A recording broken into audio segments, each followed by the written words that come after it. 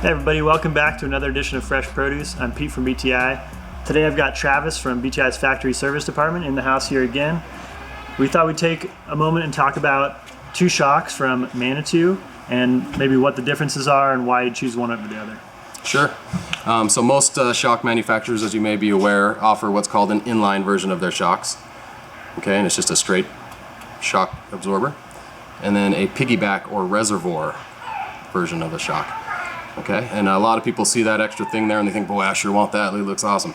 So a lot of times people don't necessarily need something like this and they decide they're going to bolt it on there, which is fine. But oftentimes they don't know why they think they want something. So let's talk about that a little bit. So this shock here is quite simple. The controls are in one spot and they are all leading to the same place. So there's a piston inside of this shock, and then there's an oil volume here, and there's what's called an IFP or gas separator, independent floating piston, and then there's a nitrogen, or it could be just air charge here as well. Okay, so there's a high amount of air in here, gas, nitrogen in this case, oil, and then inside that oil is the piston, and the piston is what controls the performance of the shock, and you control the performance of the shock by restricting how much oil is able to flow through the piston.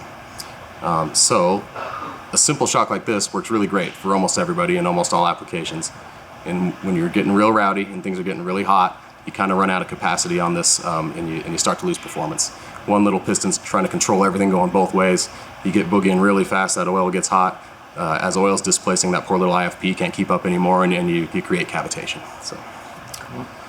And when you want to avoid that, you go to this shock with a bunch more oil volume, Absolutely, right? Yep. If you've got a little longer travel bike and you're not worried about adding, I mean, it's significantly heavier, it's almost twice as heavy, and you're not worried about adding some weight, it's worth it to you to get a little more radical. The way I think of it and try to describe it to people is you get more capacity with this shock.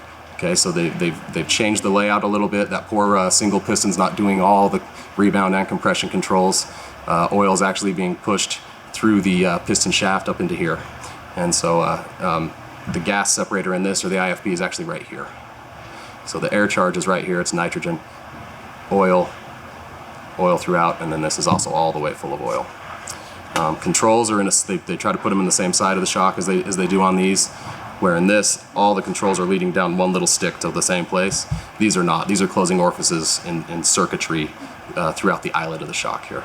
So it makes the shock able to respond to fast bumps kind of in a more independent fashion. So the rebound's kind of isolated from the compression rather than that one piston getting clobbered back and forth. So.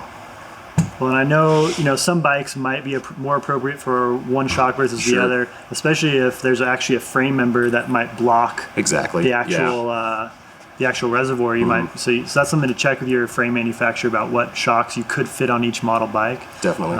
Also, maybe some bikes that have shorter travel or different types of leverage ratio just aren't going to put so much force or requirements through that oil, so you Yes. don't need it, and you could go with the inline, right? Yeah, also rider preference. Some people just simply want a lighter, more simple bike.